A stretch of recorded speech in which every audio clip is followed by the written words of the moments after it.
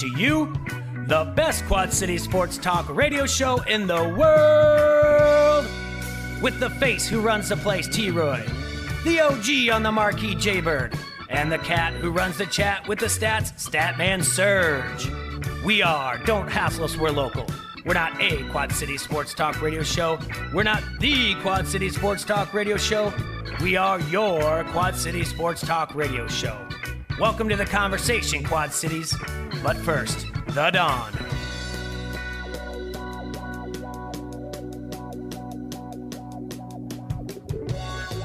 It's another Tuesday out here in the Quad Cities, and welcome to Don't Hassle So Local on AM 1170. And boy, Jay and I are proud to announce who we have in studio today. Oh, yeah. Royalty, if you will. Oh.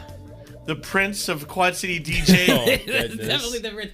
Let me tell you something. The Prince of the royal family. If you can't get the biggest dogs on your show, you go right down the family tree. They won't come on, we'll just get the, Yeah, you say hey. So we have Joey Dwyer on air with us. Joey, welcome. Thank you. Hi. It's good. It's good to be here. I'm sure if my dad didn't nap from 11 to 2 every day, he would come in as well. Well, he is pretty old. Yeah, we're in like his prime afternoon sleep schedule right now, so I doubt he's even listening. And for those of you that are not watching on Facebook Live, Joey's a 10, his dad's about a 3. So we got Dad in the corner in the stand up here. But yeah, so thanks for Joey for coming on today. StatCat is in Florida. Leah Bombs is doing what Bomber does, you know. She's bombing it up. She's bombing it up somewhere. So she's fighting the good fight in Illinois. Yeah, let's just always maintain that. If she's not here, yeah, she's fighting for your fighting for your right to party. Fighting for your rights. So. But yeah, so Joey's on.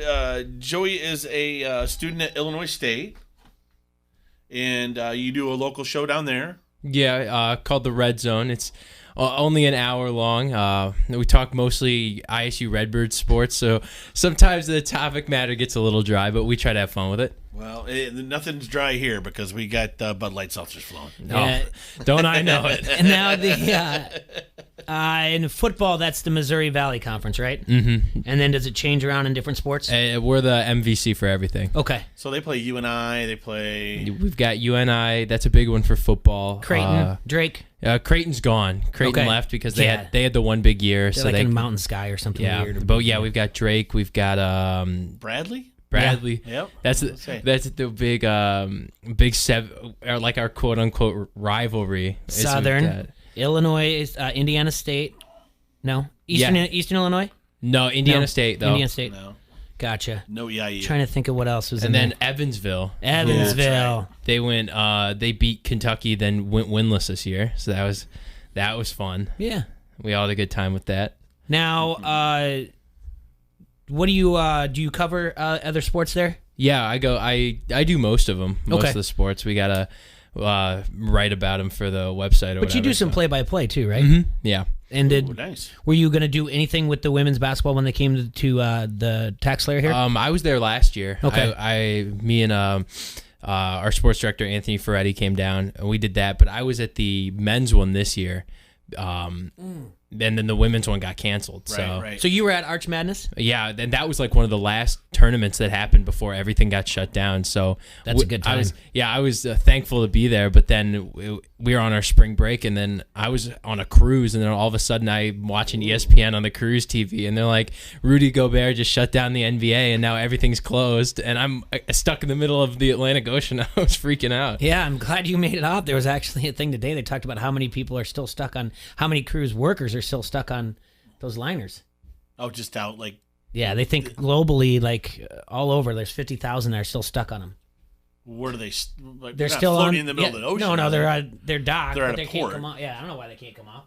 I don't know. I trust me. Where are they gonna go? Troy, the problem is I stop watching. As soon as I keep watching it, and I remember last week I said I promised myself no more Today Show, and I start watching it. I'm like, find something else to do. So I was like, I'm out.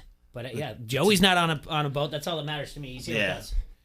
So we got a lot of things to go over. We're going to get to know Joey a little bit better. But yesterday we teased about it, didn't get to it. We're going to talk about the MLB players' 50-50 revenue split and why they have a problem with Major League Baseball. We're going to look at Rooney Rule 2.0. We get a look at The Last Dance through Joey's eyes.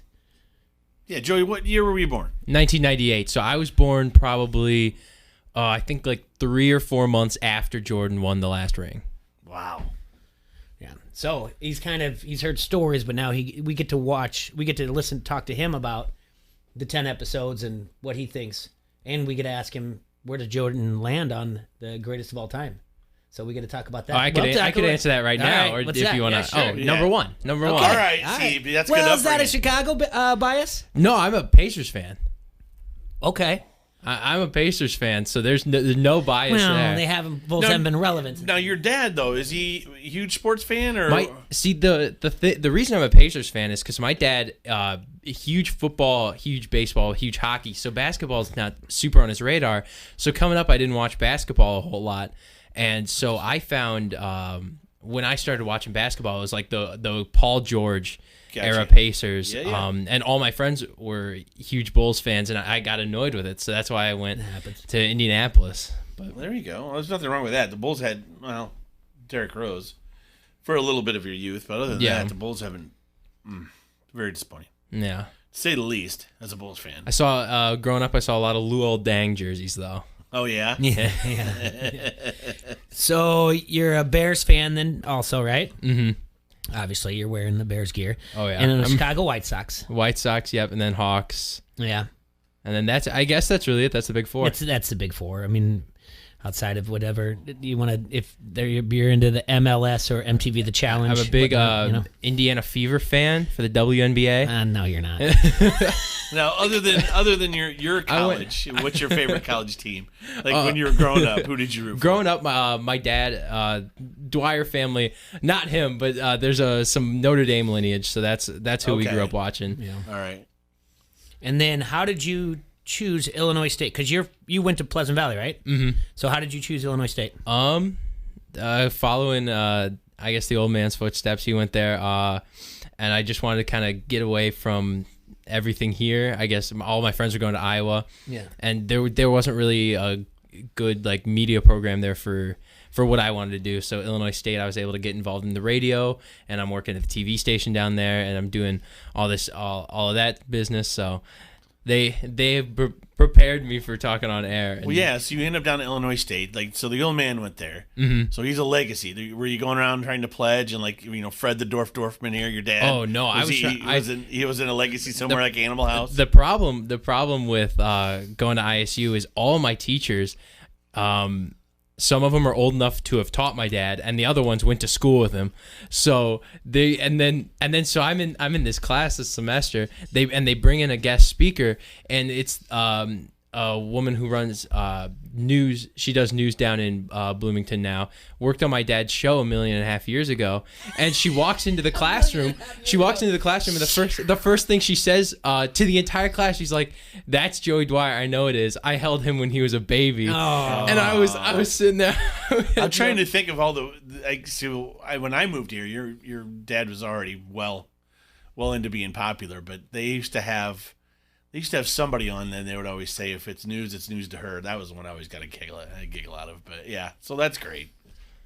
But yeah, so that's basically the extent of what the legacy does for me. It just gets me noticed during class, which is not always a good thing, especially if the grade's not doing well. I'm just trying to sit and coast with my C. But we joked before we got on the air that you're a Dwyer, damn it. You going down. I expect more out of you. No, they don't. Hey, I'm sure if they taught my dad, they're getting exactly what they expect. We'd said that beforehand you'd go into school, and that's great to do all this. And I think maybe your dad just pushed you in our direction to show exactly what not to do. But we have a good time doing this, and we're happy that you're here with us. So we get to talk some sports, get to know you, and share our opinions about some things. I mean, as much as there's not scores to report on, there are things going on. And there were some awesome cornhole tournaments going on. Well, yeah, over the weekend they're really, really nailing those on ESPN right now.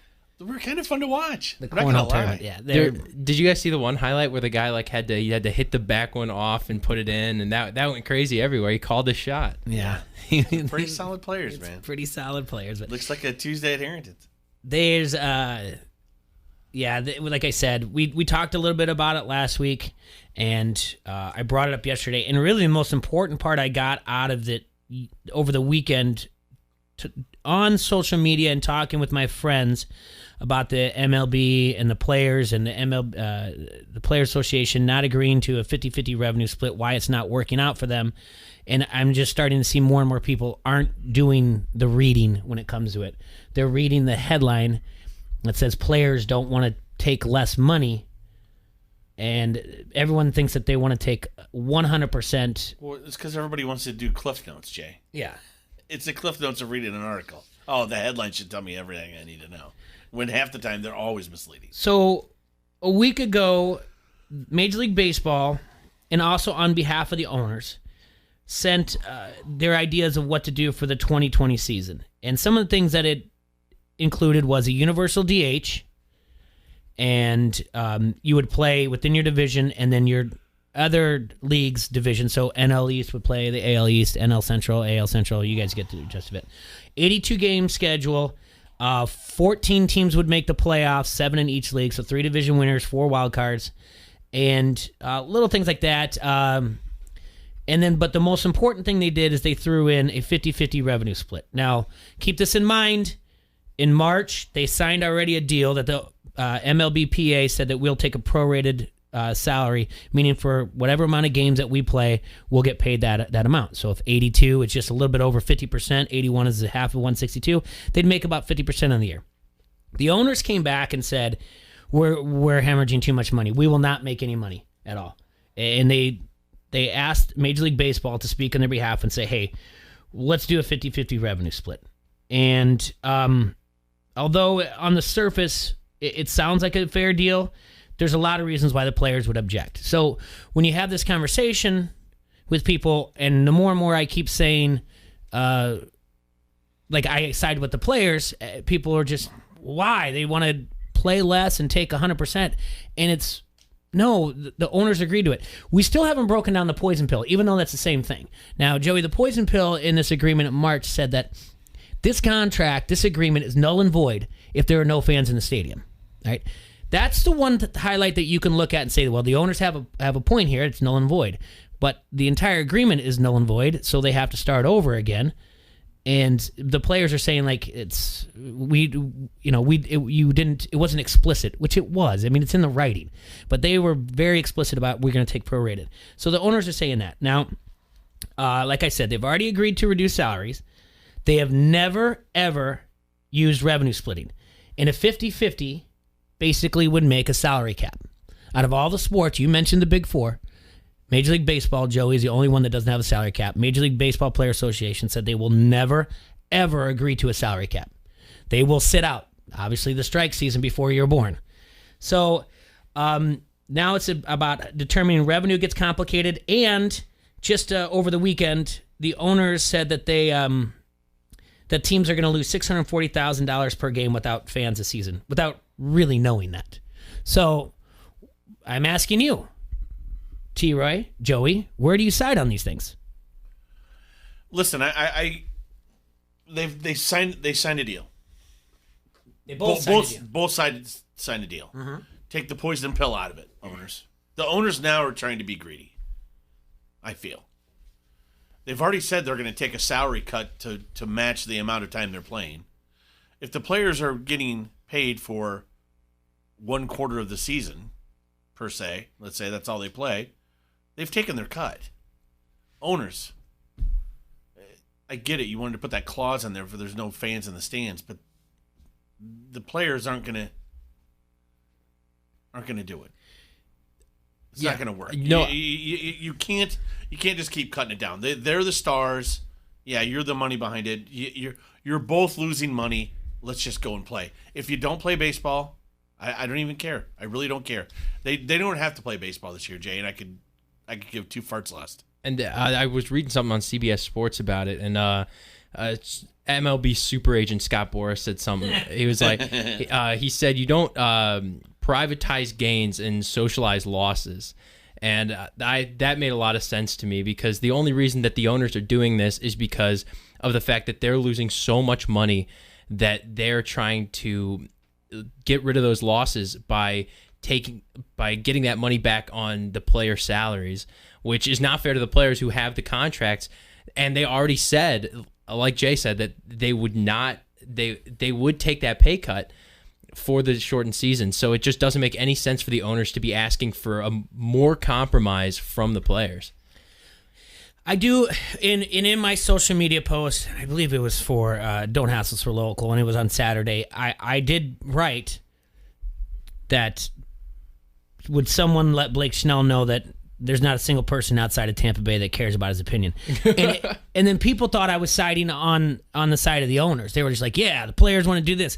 I'm not. What my problem is, Blake Snell coming off on his Twitch so hardcore and talking about how he's putting his life on the line and this is ridiculous and going this far over the top, to turn around immediately, text the Tampa Bay Times and be like, well, these are some weird times and it's kind of rough, and then to do it again, come back again, and dial back again. My point is, Blake Snell, own it. If you said it, own it, stick with it. People were sending me messages like, Bryce Harper agrees with him. I said, well, no kidding. Bryce Harper is also a member of the Major League Baseball Players Association. Nolan Arenado agreed with him too, but no one said anything about that. It's like, oh, Bryce Harper agrees with him, blah, blah, blah, Bryce Harper. So I don't appreciate what Blake Snell said, because he came off like he was like this tough guy. I believe like one of his friends like texted him, was like, dude, you sound kind of like a dick right now. And he's like, what, really? And then he's like, all right, I better make sure this is okay. So he started texting and he's dialing it back. I like what you said about that quote there, and even though it's from Boris, it's privatized gains and advertised losses is not it's not a good way coming off. It was also it was Trevor Bauer that said this is exactly the way that MLB works. They leak. They use the tactics of leaking things to the media, deals, and then they turn around and then they expect the players to go for it so that the people say like, oh, the players are the worst. MLB, they did leak it out. It was leaked out as early as the weekend, and they announced it on Monday before they even presented it on Tuesday. So I have a big fear that there's not going to be baseball. And someone's got to back down, and I don't know who's blinking in this. I don't see unless the owners will rescind that 50-50 from the new deal now that there aren't going to be fans in the stadium, because if I'm an MLB player, there's no way I'm agreeing to this, because you're losing out on so much money, especially if you're one of the more higher paid guys in the league. You're going to lose so much money from taking this deal rather than just taking a pay cut from your original salary. And you know what else was nice? It was nice of A-Rod to reach out to the media also and say, hey, I think we should find an agreement here, guys. Let's work together. T-Roy, you're going to love this. Okay. Let's work together, everybody. And A-Rod says, we need to have baseball. It's the best for the fans. And he's right. That's where he can stop. We need to figure out a way to have baseball. But then he goes on to say, let's just look at it like a big piece of pie. And we can share that pie. Kind of like the NBA. A-Rod, you just described cap salary. On top of it, too, you do know that A-Rod is sniffing around trying to buy the New York Mets, right, T-Roy? Mm-hmm. So this is a precedent that's being set. He's like, hey, and then he can turn around in future negotiations and be like, remember 2020? It all worked out for everybody when he's an owner. You can't be that transparent about everything. That's not even transparent. That's fake. It's false, because that's all he's doing is he's setting himself up in the future. I don't care what A-Rod says. The idea of just being like, let's look at it like it's a piece of pie, and there's enough to go around. Like you just described salary cap, you ding dong, and he was a player. Did you think if he was playing, making all that money when he signed that contract, that $200 million for 10 years at the highest it was back then? You think he would have been like, oh, okay. Without that, he wouldn't have been able to sign that. Right. I just don't know who's going to step in, and it's not going to be A-Rod doing it. I have no idea. I have no idea who the person is that's going to mediate this. But the question is, you're Joey. You're a big baseball fan. Yes. Yeah. No. They don't have baseball. Will it crush you for the season? I mean, I'll be bummed for sure, especially because that's like slated as the first thing that's going to come back out of the Big Four, and so just to have any sport back, especially baseball, and I was really excited about the division switch up just to watch the Cubs and the Sox play each other regularly, I was stoked about that. So if it doesn't come back, that'll suck. But I mean, if the players aren't getting paid to do it, I can understand why they wouldn't want to come back. T-Roy, you've been on record saying like you were already a little frustrated about some of the things the Cubs did. Well, they did nothing. Yeah. They did absolutely nothing. Why should I They be got a new excited? manager. All right, so they Silence sometimes. Listen, Speaks volumes. I love him. He's a great mascot. Is he going to be a good manager? I don't know. But they didn't give him any more tools to work with than the prior manager had. So how can I expect any more results? I mean, the bullpen the bullpen, the starting staff, everything else. I mean, some of those guys are as old as me. It's insane. You're not going to get these kind of results. I mean, Lester is well beyond his prime. They needed a stud. They needed Garrett Cole. They needed something. I'm saying this. I'm asking. There's no season because they can't come to an agreement. Let's just say. Okay.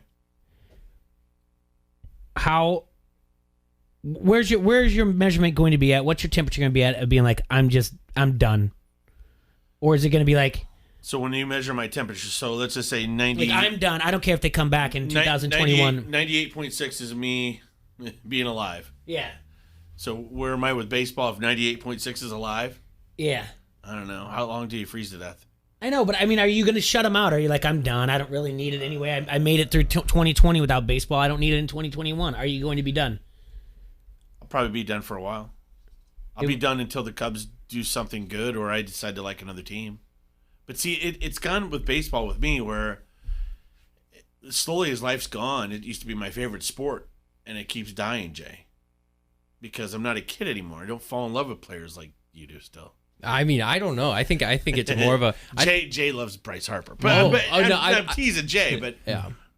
I don't get the admiration for players. I really, not anymore. Not in baseball in that way. If I see somebody doing something great, I want to see it. Like the kid last year for the Mets. Like, I thought that was pretty neat. Pete Alonso. So I'll like stories like that. But as for getting too excited, I mean, the thing was when the Cubs finally broke the curse. All right, that was it. You know, in a way, I wanted them to keep playing very well and be in the playoffs every year, which they've been doing. Well, this year I was questionable if they were going to make the playoffs or not. You know. Yeah. I want them to be a good team, and that's what I wanted to continue to do. It's like, going back to the Last Dance.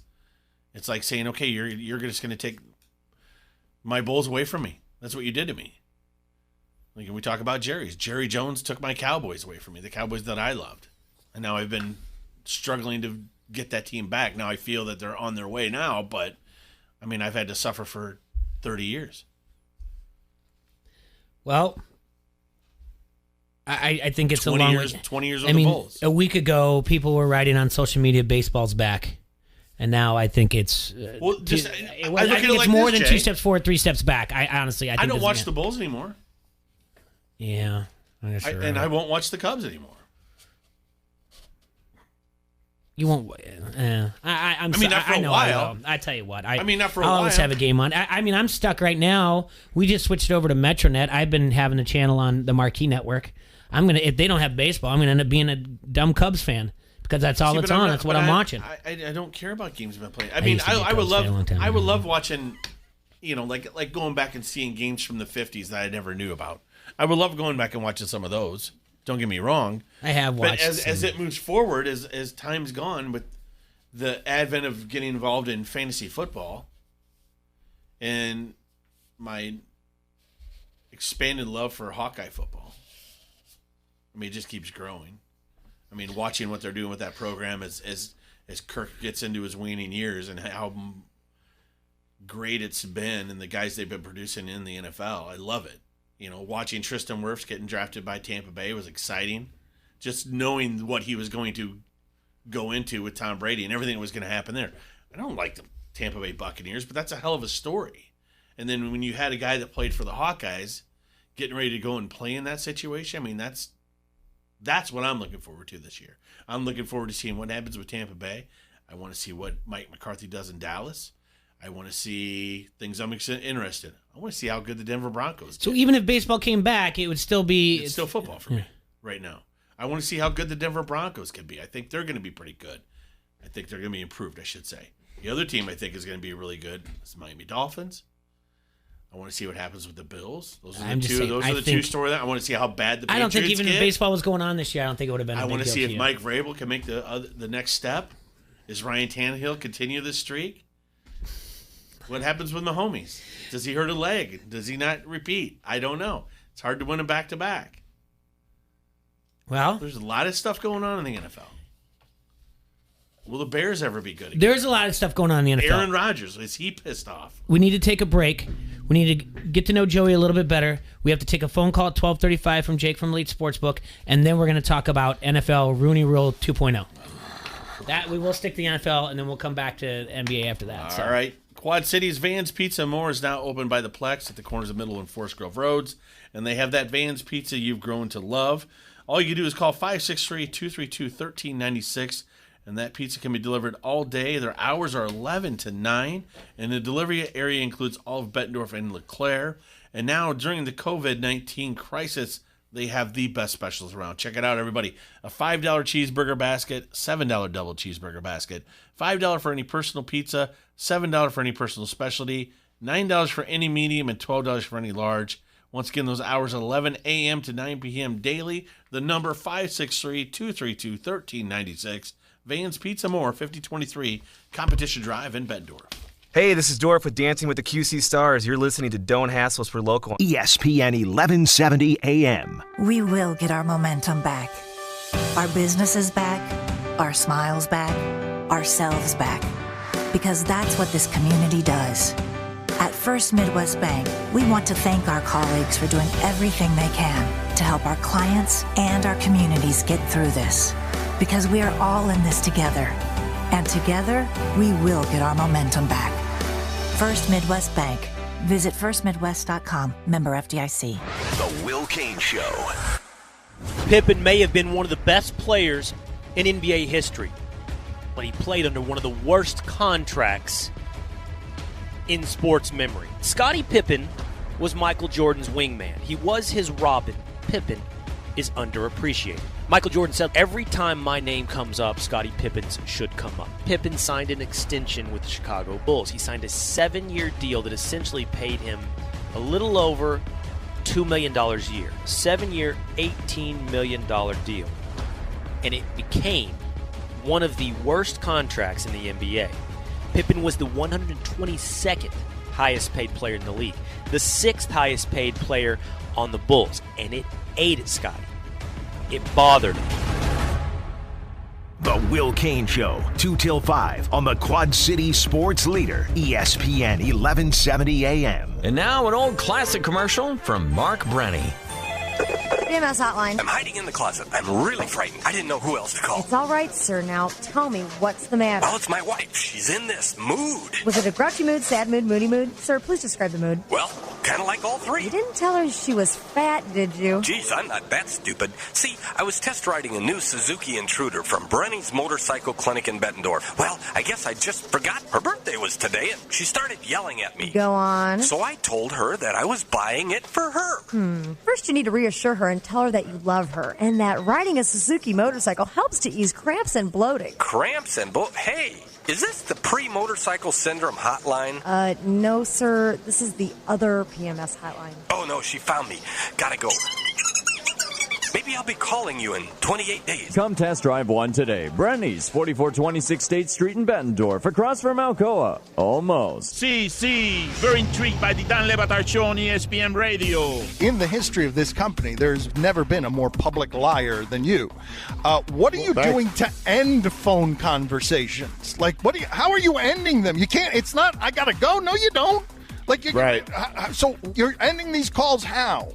There's always a way, Dan. Where there's a will, there is a way. So I will either tell them that, hey, I got to walk the dog. Hey, my mom is calling on the other line. Hey, my dad needs groceries. I got to go pick him up, and I got to take him up to his house. You have How you do what you got to do. So you have an assortment of lies. I could send you like 2025, and we'll get you through a couple of days, and then when you need to refresh, I'll send you another 2025 if you need them, okay? You can write a book during this pandemic, a helpful how to get off the phone for idiots. The Dan Lebitard Show, 9 till noon on the Quad City Sports Leader, ESPN 1170 AM. In a world where dreams are built from the ground up, Tailored Living makes room for your vision. Imagine his and her walk-in closets in the master bedroom. Oh, my dream come true. I could just kiss you. Mwah!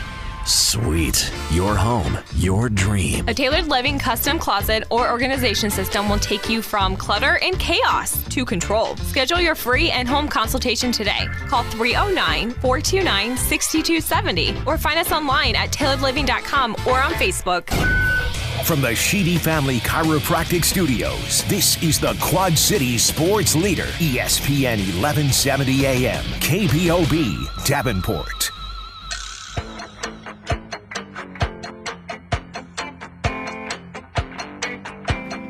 All right, we're back here in the Hassle Castle. Brought to you by Dunright Satellite and Dish, and this is Don't Hassle So Local on AM 1170. I want to remind you guys about Tri-City. Locally owned and operated in the Quad City since 1934. Tri-City Equipment, you mean? Tri-City Equipment, yeah. All right. It has been your source for restaurant and equipment, like I said, since 1934. You can find value, quality, competitive prices, full service there. Anywhere from kitchen cookware, cooking equipment, refrigeration, kitchen utensils, tableware, china, glassware, flatware. It's all there in their newly remodeled 2,400 square foot showroom with over 1,600 items in stock. I'm sure some of you picked up some new hobbies during this. Maybe it's the kitchen. You need to add some things there. You ever made a falafel? No. I learned how to make one with some of the supplies I got from Tri-City Equipment. There you go. You don't have to go to the big box stores or go on Amazon. They will match any price that you find online. You can go to tricityequipment.com or you can stop down at 527 West 4th Street in Davenport to go to that newly remodeled showroom that I talked about. And they do deliver to Quad City residents. And like I said, they will match any price online. You can also give them a call today, 563-322-5382 for any questions you may need. Professional delivery, too, Jay. Yes, that you may need for your personal bar or your personal kitchen. Showroom hours are 8 to 5, Monday through Friday. And you worked with them just last week. Oh, yeah. My buddy Kurt. We've been working with them since at Pine since 2008. So they're great people to have. And they're, like I said, in this area. And we're all about local here at Don't Hassle. So we're local. We have Joey Dwyer in with us today. Joey D in the house. And Joey, you're 21 years old now. Mm-hmm. You're from the Eastern Iowa side. Were you involved in sports, or were you always just interested in the broadcasting side of it? I mean, I played, football, baseball up until high school. Mm-hmm. I went through puberty CTE? late, so I was a small, I was a small kid going into my freshman year. So I was like, you know what, I'm done getting, and they put me at slot receiver, so I was getting clobbered, and I'm like, you know what, I'm done. Yeah. I don't need to I can watch from the press box, and that's a much better view. But no, I played up at Crow Creek Park. I played QC deck hockey. Okay. All through high school. There you go. Yeah. I still do that. Goose was just sitting in the other room there, and I played with Goose. He's got a big body. He can throw it around. So he's a bigger fella. He is. And he's sturdy, but he's quick. Yeah. Like you wouldn't think it, but Goose is fast. He's like Fred Flintstone. He is. Twinkle-toes. Yeah. Well, you're quite a bit taller than both your parents, so. Mm-hmm. Yeah. Yeah. So I don't know where that comes from, but The mailman. People say I look a little too much like my dad for that, but no, yeah. So it helps me out when I'm playing pickup basketball. But even without the long hair and everything, they tell you that, huh? Yeah. Well, I just got a haircut yesterday. Otherwise, it was flowing. So we're going to be joined in just a minute or two by Jake from Elite Sportsbook. But yeah, you were in school when they canceled classes, and you're taking a class online. Did you have to finish out the rest of your classes? Did they give you a pass fail? How'd it work? Yeah, so they gave us the option to pass fail if we wanted. Otherwise, it all just went online. So I had a couple Zoom lectures, a couple of teachers who were just like, all right, I'm just going to upload the PowerPoint slides and learn it on your own. And that sucked. But so yeah, it was just kind of, for me, it was a lot more writing than I would have had to do just through all my journalism classes and stuff. I had to write like 3 stories a week for one of my classes. So that was a lot more than I would have had to do on a regular basis. But overall, it wasn't bad. So all right, we got a phone call. You ready, T-Ray? Yep. You're on Don't Hassle Us Local. Who do we have? This is Jake from State Farm here. Hey, Jake. What's up, man? Jake from Elite Sportsbook. You don't have to say Jake from State Farm. That's How are you great. doing, my man? Good. I thought I beat you to the joke. It's not my joke. It's Bomber's dumb joke. She's not even here today. She's not here today. Yeah. Oh, I was safe anyways. It's all right, buddy. We appreciate it. We appreciate you running with it, by the way. No problem. So, how's it going over there? The weather's getting better, and I don't know. That's about we're all waiting. we can talk We're about. like you guys are, just waiting for them to say when you can open the doors. Do you have any idea of what they're saying for Rhythm City and Elite Sportsbook? Actually, I've got some big news for Rhythm City. Okay. So tomorrow you can find more information on rhythmcitycasinoresort.com, but tomorrow we will be opening our doors to select restaurants, the spa, and the hotel. Ooh. So, yes, we will be accepting guests, and draft day will be open. However, sportsbook signups are not approved to be allowed yet since it's a gaming activity, and casinos are still down until at least May 27th. So you can't even sign up for an online account right now? You cannot, nope. So but if you signed up for one ahead of time, you can still be gambling. So it's all online. It's not like you're all right, whatever. Like it doesn't. Hey, but the important thing is, Yes. Jay, we can send our wives there to get a rub down. Oh, help relax them, so we don't have to come home to a bunch of trickery. There you go. Then you can watch the Darling 200 without feeling any repercussions. Happy wife, happy life, they say. We've got Joey D in studio with us here. He's newly 21. Joe, have you placed a bet in? Well, you've been in Illinois, so you couldn't Yeah. yet. So when you came back, I mean, I don't think you've ever had the time to be in Iowa since you turned 21, have you? To place a bet? I mean, a couple times, but I've never, outside of, very illegal gambling with my friends, I've never gotten the chance to, actually bet on any sports. Okay, You ever win money off your old man, by the way? No, he's not a big gambler, but Okay. I've won a lot of pride. A lot of pride. All right, there you go. So there you go. Well, when we open up the doors for sportsbook sign-ups, you'll have to come down, Joe, and we'll get you your first legal Elite Sportsbook account. Yes, that sounds great. All right, so tonight we've got NASCAR, right?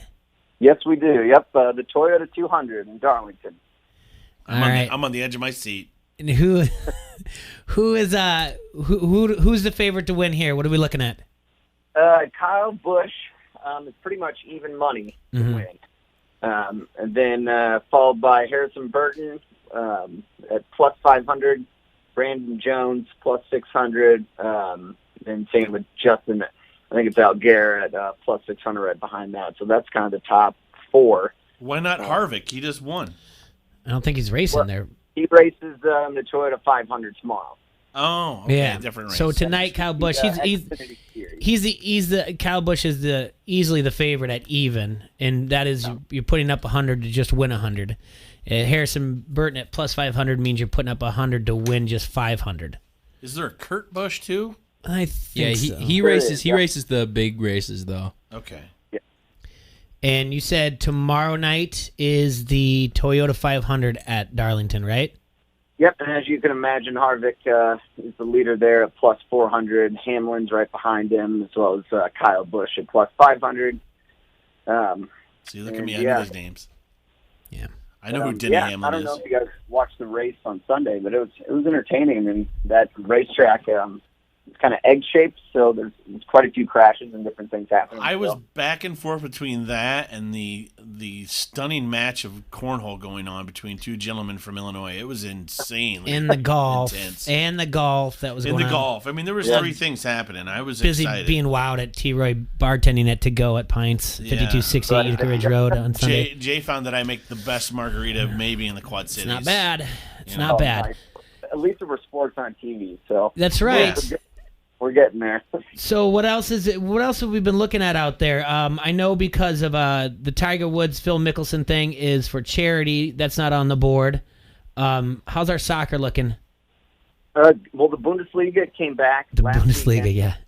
yeah. And that was really popular actually on the site. So it was good to see some professional soccer, a little bit better than Belarus soccer that we've been watching the past couple months. But this weekend, the lines are up on the site for that as well. So that's new. Also, table tennis just continues to see all kinds of different action. Korean Baseball League, early morning games, but that's been pretty popular as well. So, wow, it's nice to be able to watch some baseball. So you guys are really putting some things out there for everybody. You're working hard, and we appreciate that. Yeah, we're trying over here. And then also, professional bull riding was last weekend as well. So we had a full docket of sports going on, which is nice. Just kind of waiting for some of the bigger professional leagues here in the U.S. to put the plans together to really get an idea of what's coming back when. Is that the professional bull riding? If I'm looking at the site, is that what's under the PBR Lucas Oil Invitational? Yep. So that was last week's event. Okay. So they're kind of sporadic events. Every weekend, every other weekend. So. Joe, you got any favorites in the bull riding department? Oh, yeah, for sure. Yeah. That's one of my favorite sports. Okay, yeah, good. We'll have to talk about it out the air and really pick your brain on some of those. Yeah. I'm waiting until we get a bet on the bulls, like themselves, how long they're going to knock people off or whatnot. But to be honest, bull riding is not my strength. So are you... is there any type of thing like that you guys might be working on? Like I know you can do. Can you do like prop bets for NASCAR, like top 3s or top 5s type of thing, instead of just straight winners? Or yeah. So we're actually like on events like the NASCAR Xfinity Series, the smaller ones. Yeah. We won't do that. However, the risk team's putting together and looking at some prop bets on some of these NASCAR Cup Series bigger races. You can do like head versus head riders and different things like that. So they're not quite out yet. As NASCAR just kind of came back, but it's definitely something our team's looking at. And what? Okay, so you said that starting tomorrow. I'm sorry. When are you guys going to open up those restaurants and spots? The restaurant spot opens up tomorrow. Okay. Wednesday. All right. And all the details and information, I highly recommend go to RhythmCityCasinoResort.com. Just to check out some of the new rules and regulations we're going to be putting in place to stay compliant with all the CDC guidelines. And now, is there any speculation when you think like the state might be moving forward and letting you guys get in there? Open up the place? It's like things are moving forward pretty quickly. We're hoping May 27th, if not middle of June. So that seems to be the date. Staying positive here. Yeah. That seems to be the date everyone's kind of put on their calendars, May 27th. But yeah, I like just staying positive and everything else. And how are you doing overall, my friend? Good, not too bad. I've finally transitioned into my working from home role just in time to go back to the office. So they told you to come back. Did you have to take off your pajamas, or did you get to leave those on? Yeah, I'm want a new uniform policy for sure. But no, everything's going well. Excited to get back into the Quad Cities area pretty soon. Have you guys opened up, pints and all the places? No, we're just a bar. Just to go. They're very explicit on what a bar is, and they nailed it. Yes, we're just a bar. Just selling to-go drinks a few days out of the week. So that's what we've been enjoying, and just trying to stay with the governor's mandates. So you're going back into the office now? No, not this week. Not when? Next week? Yeah. So Riverside Casino isn't opening up anything. Yeah. Further updates. So I'm still at the working from home for now, and just kind of see how it goes. But they're gonna make things will probably change. You're gonna have to be going back to wearing those dapper suits, my friend. Yeah. Yep. All right, man. Thank you so much for your time. We appreciate you checking in. That's Jake from Elite Sportsbook. That's, like you said, Rhythm City is going to open up tomorrow for the restaurants and the spas. You guys can gamble on the NASCAR. There's table tennis, soccer. Go out there, check out the website if you've already got your account. And if you don't have your account, like Joey, who just hasn't been around to get it, just browse it and get yourself familiar with how it works. That way you won't have a lot of questions when we're up and running. We can try to get back to where we were before this whole nonsense hit. Right, Jake? Exactly, yep. And follow us on social media, too, at Elite Sportsbook, Twitter, Instagram, and Facebook, so you can get some updates on the new bets that are released and also our new reopening date. And on top of that, since you guys have been such great sports, we're thinking about doing a special promo code on an upcoming show just for QC Hassle listeners. Still kind of putting together the works on that. So we'll definitely be in touch and see what you guys would like and what some of your fans would like. Absolutely. Love it. We appreciate that. We They really love do. free stuff. I know. I can already say. All right, my man. Take care. We'll talk to you soon, okay? All right. Talk to you soon. Bye-bye. Thanks, buddy. All right, that's Jake from Elite Sports, but go check that out. We need to take our second break of the hour. When we come back, we're going to take a look at the Rooney Rule 2.0. All right. And really dissect it and what we think about it. Jay, you know what's out? The new Locals Love Us guide, brother. Oh, yeah, page 2642. We're on there. Yeah, we're all over it. Yeah. But, hey, just in time for everything to open up, so when they do get things going, guys, you don't need to go on the social media asking anybody anything. You just need to go to Locals Love Us. They have an easy-to-use guide, and they have a table of contents in there that helps you find what you're looking for. Or just go to localsloveus.com, click on Quad Cities, and browse your favorites. They even rank the most popular places. So make sure you check them out. That's Chopper dropping stuff off for me at Harrington. So we'll have some guides there for you this weekend. Locals Love It's your guide to the best. Give me a hell yeah. I said give me a hell yeah. This is Ella Schmidt, the 106-pounder for Bettendorf, and you are listening to Don't Hassle Us, We're Local. ESPN 1170 AM. We will get our momentum back. Our business is back, our smiles back, ourselves back. Because that's what this community does. At First Midwest Bank, we want to thank our colleagues for doing everything they can to help our clients and our communities get through this. Because we are all in this together.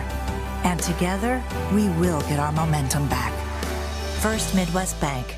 Visit firstmidwest.com. Member FDIC. This is the Dan Le Batard Show on ESPN Radio. Stugotz, did you read any of the Ramona Shelbourne reporting on how the documentary got made? Because there were some interesting and funny details in that story. Did you see it?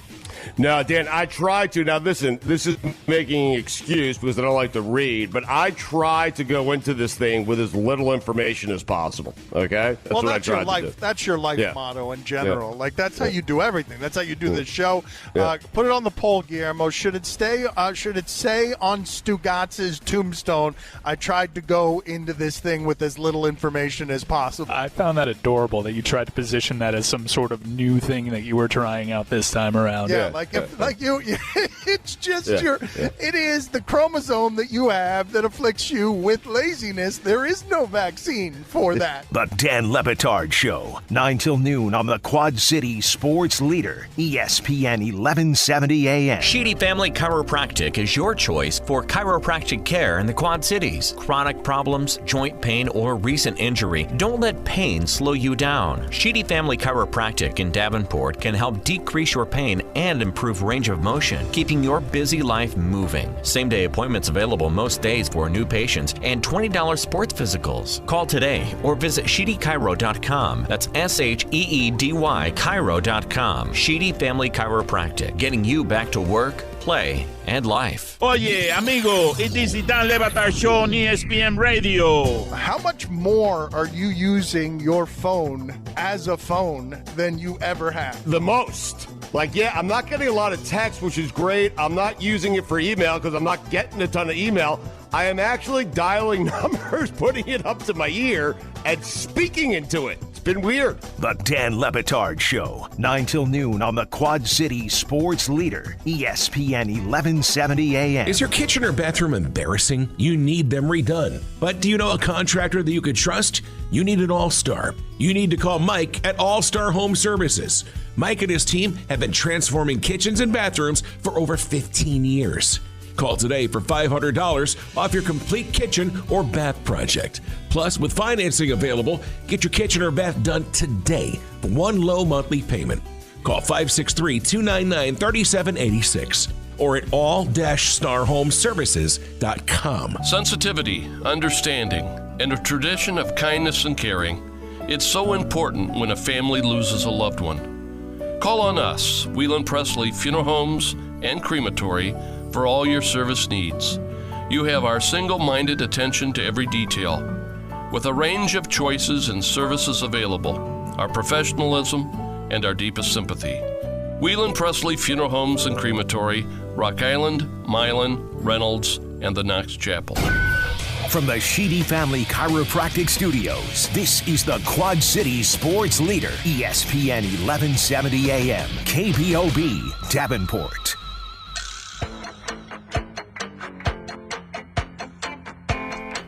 You know the professional guy says KBOB. I don't think he realizes it's the K-Bobber. Okay, yeah. No, Anyway, we're back send him here. the memo. Don't ask us to local on the K-Bobber.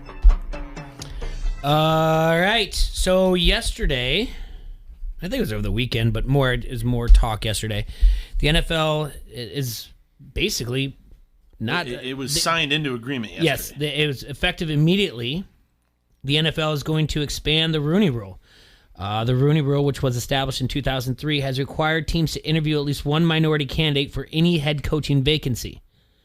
Now, teams must interview at least 2 external minority candidates for any head coaching vacancy and 1 minority candidate for any coordinator job. They've also thrown in the 3rd round draft picks.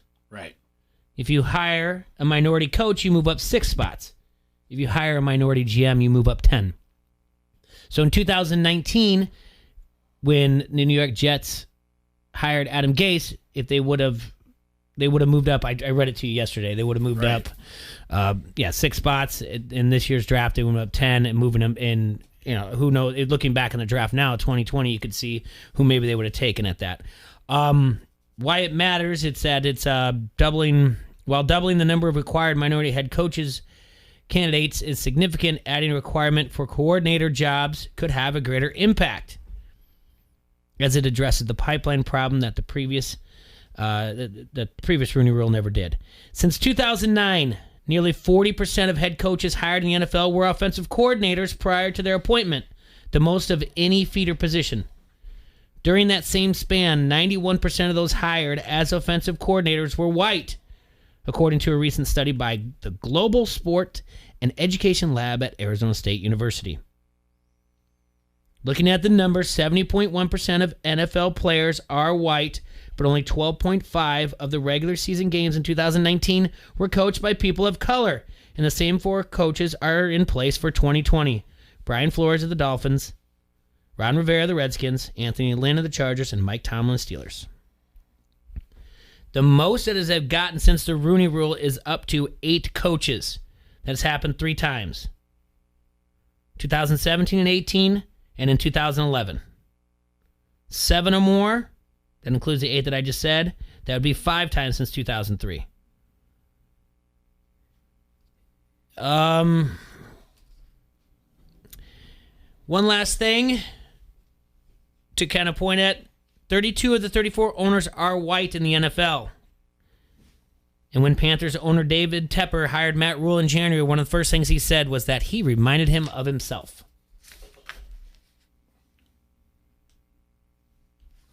It could be personality, Jay. I understand that.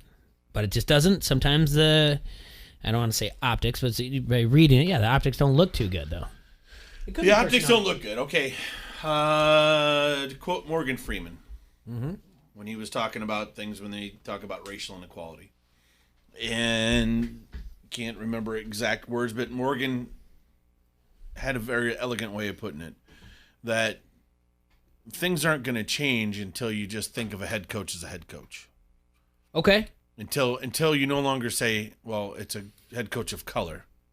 When you just say, well, this head coach is this Mike Tomlin. This head coach is Bill Belichick. These are 2 good head coaches. Okay. It doesn't matter what color they are.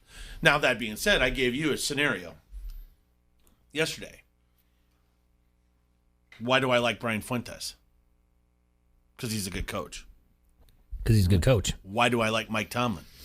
Because he's an excellent coach. Why do I like Bill Belichick? Because he's a Hall of Fame coach. Why don't I like Lovie Smith? He's not a very good coach. He's not who we would call a good coach. Why don't I like Jason Garrett?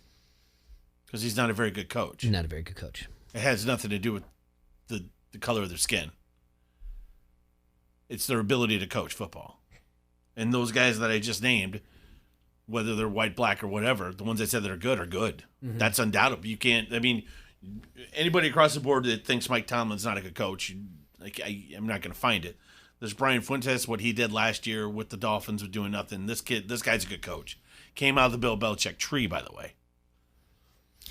Okay? Yeah. Vrabel's a good coach. Adam Gase, not a good coach. Tony Dungy was a good coach. Mm-hmm. Anthony Lynn, still out there. I don't know. Yeah. Anthony Still out there. Lynn. Now, Joey, what did Anthony Lynn say the other day? He said something about he was talking about this Rooney Rule 2.0, and he said you can do a bad thing trying to do a good thing, or do the wrong right thing trying to do the right thing. Yeah.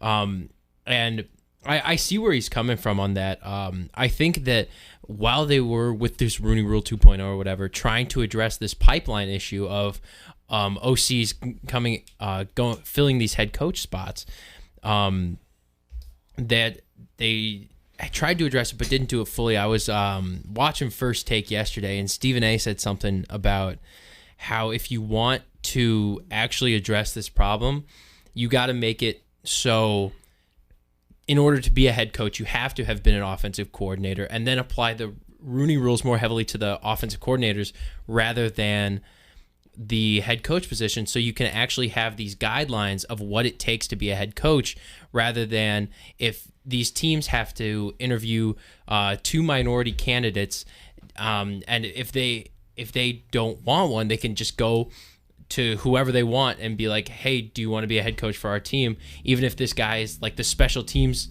coordinator of the Arizona Cardinals, not a head coach candidate in anybody's mind, but they can say they interviewed him, and that doesn't really address the problem that the Rooney Rule is trying to address. Well, I think just because they're recently with the quote unquote offensive coordinator being the great thing. I mean, look at the Atlanta Falcons. When they hired their guy, when he took them to the Super Bowl, he wasn't an OC, he was a DC. Yeah, it's only offensive coordinator. You can't do that. Well, you can't say that you have to be an offensive coordinator first. Then you're saying, because let's just say that whatever reason there's a highly qualified defensive coordinator that happens to be of color. Does that count that Cliff Kingsbury was an offensive coordinator, but he never really called a single game? Well, Tony Dungy was a defensive coordinator. No, I'm Tony just saying Dungy there's wasn't some guys an that OC. go straight from college. Like, I get it, Jay, but you can't put a stigma on there like Stephen A. for him to say it. That's just stupid. You have to be an OC before you can become a head coach, and that's even dumber than anything else that's been. It's one minority candidate in the Rooney Rule. Then you're eliminating any other. You have to interview one minority for any coordinator. Yeah, but he's trying to say make it so they have to be an offensive coordinator first, and then apply all that to offensive coordinators. Well, that's just ridiculous. It's only 40% of the head coaches. Yeah, then you're. So you're just eliminating any other position. Listen, there's guys out there that are good head coaches. There's guys that aren't. It's always a crapshoot. And that shows that the rule that's put in place by the NFL right now is not working, and just making it so they have to interview more for the head coach or the GM position. That's not going to change the frequency that they get hired in. So there just has to be a different solution to encourage diversity in the NFL that doesn't set this quota for how many guys that this team has to interview. Well, it makes some fun of the word token. Oh, there's their token interview. I don't like that. But that's what it is. It reeks token interview. I don't like the two. All right. The Rooney Rule never really. The token is the word. Here's the problem with the two. I know you're not going to like this this example, but I always look at it. If I was the person in the final 3 of The Bachelor or Bachelorette, and they go to the fantasy suite. Good God! Do you want to be 1, 2, or 3 that gets to go with the Bachelorette? Do you want to be the first one, the second one, or the third one? I don't know. Is she putting out to all 3? If she takes them to the fantasy suite, all 3 of them, yeah. Well, now, do you want your daughter to be the first, second, or third one? I would want my daughter to go on that show. Okay. I'm just saying. If I was on the show, I would like to be 1. If it was me. But if you're interviewing, If you're interviewing, let's say this is your dream job. But that you being said, who's going in before me? I mean, if it's like Goose and Stage are going in first, yeah, I'll go in last. I think I can outperform those two. These guys are, and the other thing is the interview. This is your dream job. You've set up for it. You've prepared for this. You've done all these things, and you happen to be the first one, and you hit the walk-off. You have the best, and you know it, and they still have to do 2. You don't feel comfortable about that. And if you're 2, you don't feel comfortable about the 1. You feel like the token because this guy, it gets leaked. This owner loves this guy. This is their offensive coordinator. They love him, or he was an offensive coordinator when these people worked there. This general manager worked there. So the 2's got to go in there now, and it doesn't make sense.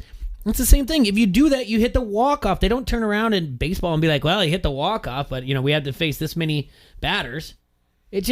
I just don't like the number thing is what gets me going. It's not about, I understand the equality and everything else, but 1 versus 2, it's like, you've heard the stories about Iowa where Stoops was down there, and he's like, just tell me I have the job. And Bowlesby's like, no, I have to keep interviewing. And then he interviewed Ferentz, Same thing, you're going to go, just tell me you have the job. And they're like, oh, sorry, we can't tell you have the job. We have to interview with such amount of minorities. It just feels icky to me. And that's why all these guys are saying there has to be a different way other than setting this quota of the certain number that you have to meet, because you're absolutely right. It's going to cause people to have this kind of weariness about interviewing, and if a team really likes this candidate who happens to be white, then it's like, oh, was it discriminatory? And if a team happens to like a candidate who's black, it's like, okay, did they give this interview just because that they had to, and then they liked him? So it's this really messy area where I think that's what Anthony Lynn's saying. You're going to make me feel like I got the job just because of my skin color. It's so gross. Think about the next year's draft and like, well, if they would have hired Eric Bieniemy, they could have got this guy in the 3rd round. Look who they got, this gem that fell to the 3rd round at this pick. If they only would have hired Eric Bieniemy, or does it any coach, and it's just gross how much we overanalyze everything, and the stories that are out there, like if they would have just hired, they would have moved 6 spots up. It's disgusting, the stories that are going to happen. Jay, it creates, he's absolutely, it creates more angst, it creates more friction than it helps. I mean, yes, and you say, listen, we have to address something, and I just don't know how you get around it. I don't know how you get around making it happen. Listen, you've come a long way in the last 50 years. I can tell you that. I mean, think about in the 80s. Oh, Coach Liddell brought it up too. He's like a black quarterback. But really, look at this thing here in Axios Sports, though. Everything takes time, and everything transitions in time. And if you try to rush things because the numbers don't add up just yet, you're trying to push it to what they quote unquote are calling a utopia, if you will. Listen, it may never be perfect. Okay, what did you say? 71% of the players in the NFL are of color. Okay, now is that saying that more whites should be playing? No, yeah. Well, but you follow me, okay? Mm-hmm. Should it be 50-50? What's the right breakdown of this? That's a fair point. If you're qualified to be a player, you're a player. If you're qualified to be a coach, you're a coach. It should have nothing to do with the color of your skin.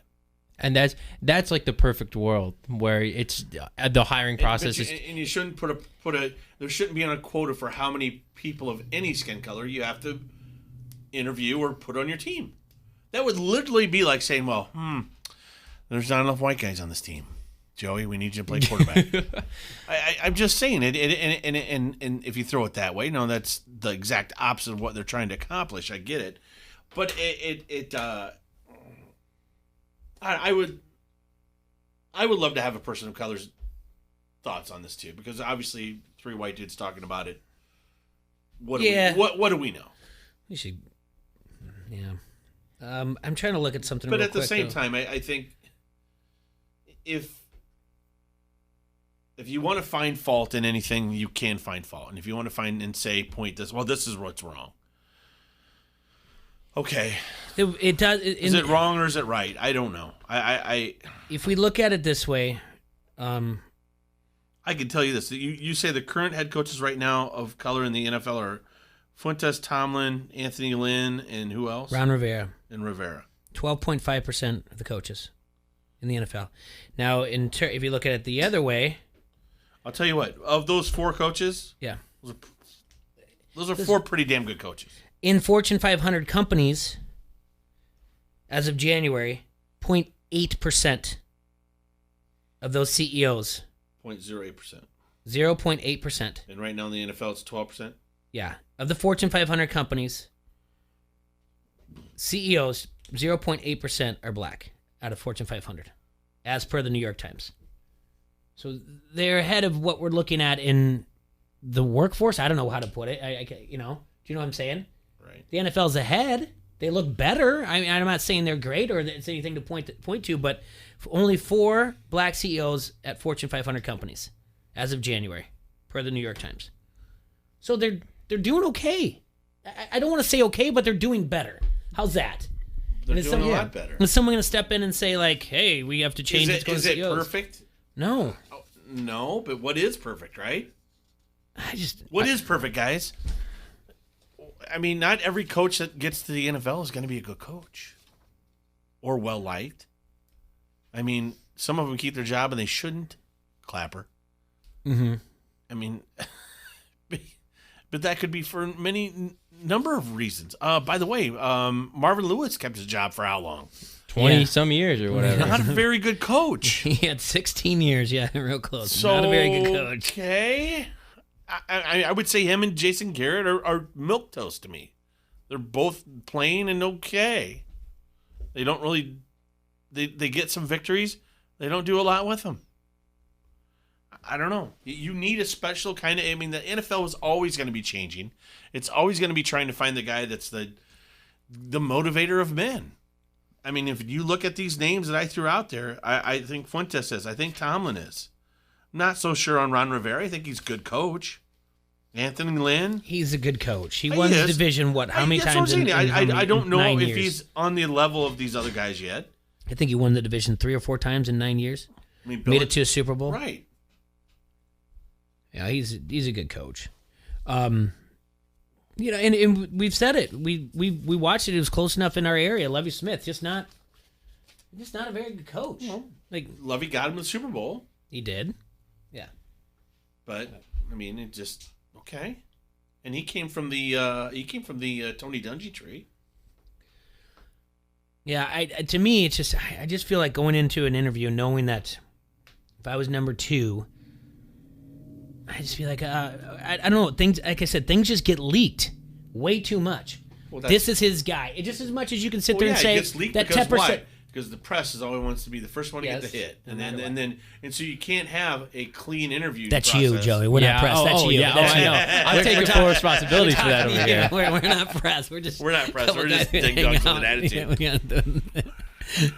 No, but it's true. The press always. I get in this fight because my wife was a journalist too, and I'm like, you guys always want to get your hits, your clicks, and she's like, I was before clicks, so whatever. You want to sell your paper. Mm-hmm. I just wanted to do my job. No. You want your headline. You want your headline. Trust me. If they're going to applaud you as you walked in the newsroom, that never happens. I go, it never happened in the Dispatch Argus, but it happens in newsrooms. I saw it on the movies. Yeah. But no, that's true. So I think the big picture of this is in a vacuum, like in a perfect world, this would be a system that worked where you're trying to incentivize diversity and to help the league move in that direction. But I think with all these external factors, it comes down to all of this other stuff that's going to make this a bad idea. Like going back to what Anthony Lynn said, you can do the wrong thing trying to do the right thing. And the NFL's intentions here are good, but this was the wrong way to go about it. Like, I'm all for encouraging diversity in the league, but when you take away the merit of the head coach and the GM position by doing it, then you make it so these teams are incentivized to do something that may not help their team in the long run. I think he touched on. He hit the word right there, Jay.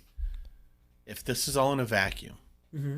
right? So it's in a vacuum, and this is a clinical thing where every candidate, if every candidate is equal, as in they're the exact same coach, then you don't have a problem. But not every guy's the exact same coach. That was my point. And there you go. And there you can't take the variables out of the thing, because Jay is better at something than I am. You're better at something than I am. I'm better at something than you guys. It just happens that way. That's life. We're not all the same. No. But before we go to break, we have to figure something out. ID Life can tell you that. Yep. And now before we go to break, don't do it. Before we go to break, the three of us are in the finals, the final three of the Bachelorette. Oh boy. We got the fantasy suite. Good God. What order do you want to go? What number do you want? I want to go 1. You do?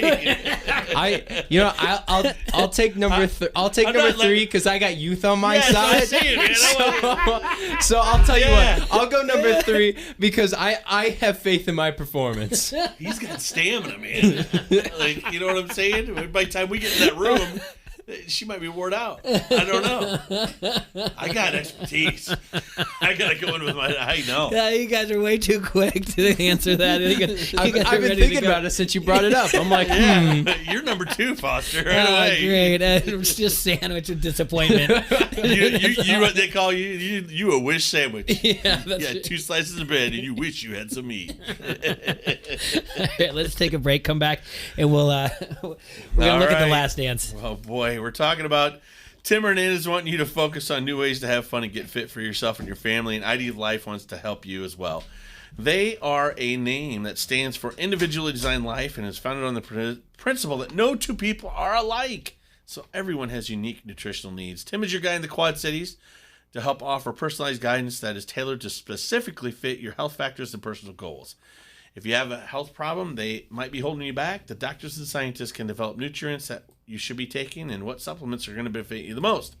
Go to qchealth.idlife.com and sign up for unconditional, no questions asked 30-day money-back guarantee. Call Tim today at 563-508-7221, and he's going to show you that what makes ID Life different is you.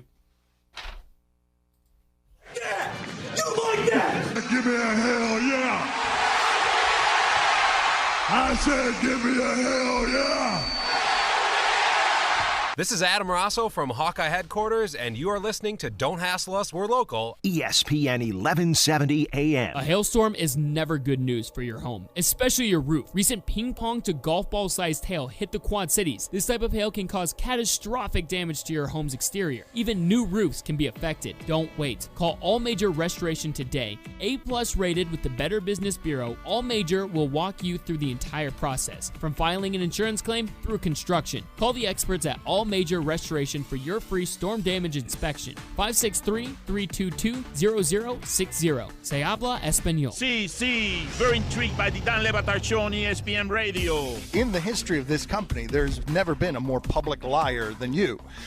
What are you doing to end phone conversations? Like, how are you ending them? You can't. It's not. I gotta go. No, you don't.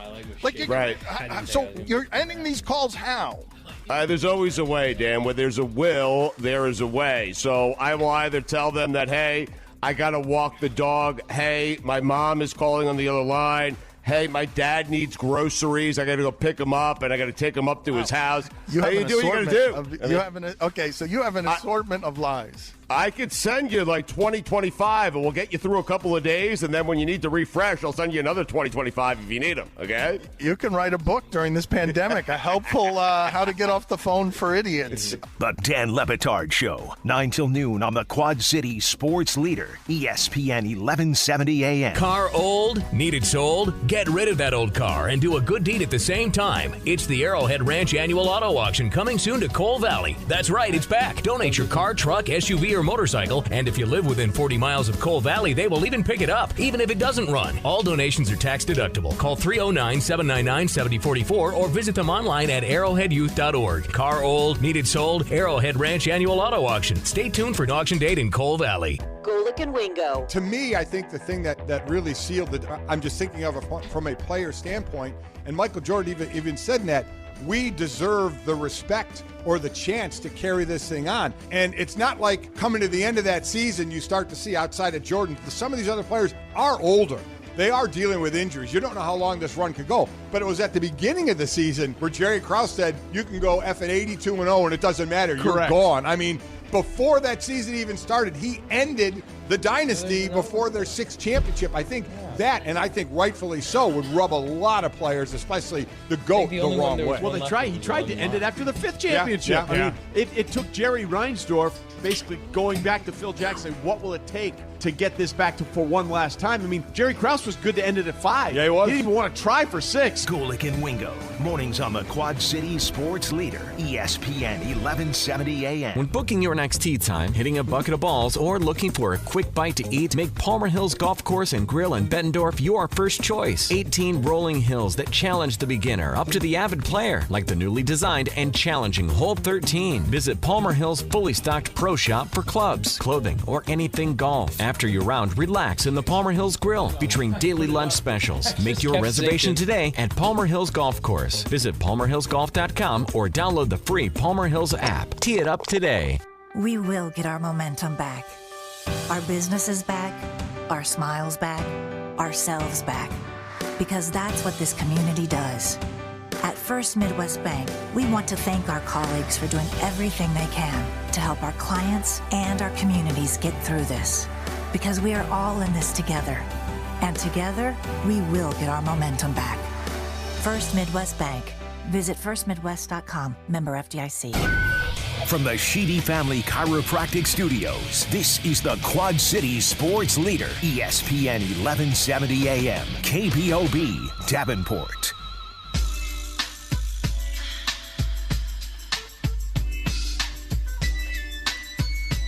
And we are back. Jay, what do you got for us? Well, Just Doors QC is a proud sponsor of Don't Hassle Us, We're Local, and just like the Quad City's only local sports talk radio show, Just Doors QC is locally owned. Just Doors QC specializes in interior and exterior millwork like doors, trim, baseboards, crown molding, and so much more. Whether you need to replace a front door or a closet door, Just Doors is the right call. Get a hold of Paul Shelley at 309-657-8541 to get started to help you change your home into your dream home. Paul brings an air of professionalism to every opportunity he's offered, big and small, and he will treat your home as if it were his own. Go to their Facebook page, Just Doors QC, and read the numerous reviews and browse their incredible before and after photos. While you're there, don't forget to like and follow their page. Start improving your living area by calling Paul at 309-657-8541. And just going on right now this spring, it is a spring storm door installation special. $200 to install. The customer, you do provide the door, but they'll put it in there for you. Get rid of the hassle putting that in. I've done that before. You know, all that measurement and everything else. Pain in the butt, man. Paul's the guy to go to for that, though. Ask Mrs. Van Severen. She'll tell you. Yep. Just Doors QC. We're happy to have them on board. Good people there. Do you know it was their anniversary last week and we forgot to say something to them? No, we said, the Van Severens. So, belated. We said to Mark. Did last we? week. Yeah, we were like, I forgot if we did. We talked to him over the weekend, and we said, oh, happy anniversary. That Mrs. Van Severin's a lucky lady. Yeah, they are both equally lucky. Lucky in love, both of them. That's the most important thing. We are in studio here, brought to you by Dunright Satellite. Got Joey Dwyer in the house still. Right. We'll remind everyone that you can listen to us on ESPN1170am.com. Click the upper right-hand corner. And you can also listen to us on the app, ESPN 1170 AM. Go ahead and download that wherever you get your apps from. And you can also watch and listen to us on Facebook Live. Leave comments in the Harrington's Pub Facebook comment thread. Joey Dwyer, young 21 years old, just born months before The Last Dance was wrapping up. Radio royalty, if you will. Yes, wrapping up the last bit of footage. Over 500 hours of footage for The Last Dance, which averaged 5.6 million viewers. For every episode. Yep, in 5 weeks. Joey, you watched The Last Dance. Oh, every episode. I was eating it up. So, give me some of your input so that we can somewhere along the lines. Now, we did ask you at the beginning, you think Jordan's a GOAT. Did you feel that way before watching the... Oh, yeah. Yeah, I love 90s basketball. Even before I was a basketball fan, like I've always watched all those 30 for 30s. So Okay. I think that was definitively the best era of basketball.